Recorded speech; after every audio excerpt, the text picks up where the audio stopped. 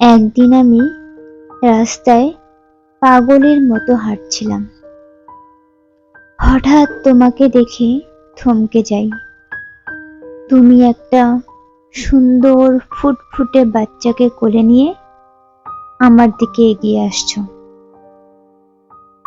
আমার কাছে এসে জিজ্ঞেস করলে, এই কি অবস্থা তোমার?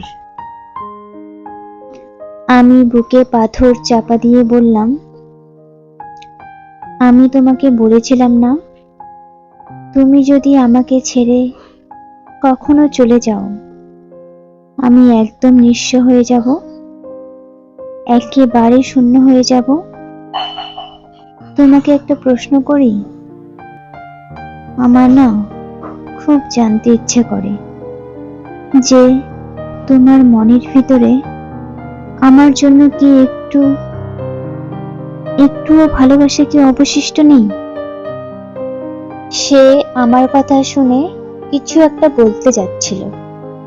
আমি তাকে থামিয়ে দিয়ে বললাম, থাক, কিছু বলতে হবে না, মুখ দিয়ে বলা লাগবে না। এই যে তোমার চোখ দিয়ে দু এক ফোঁটা জল পড়লো, এতেই আমি বুঝে গেছি যে কিছু একটা আছে।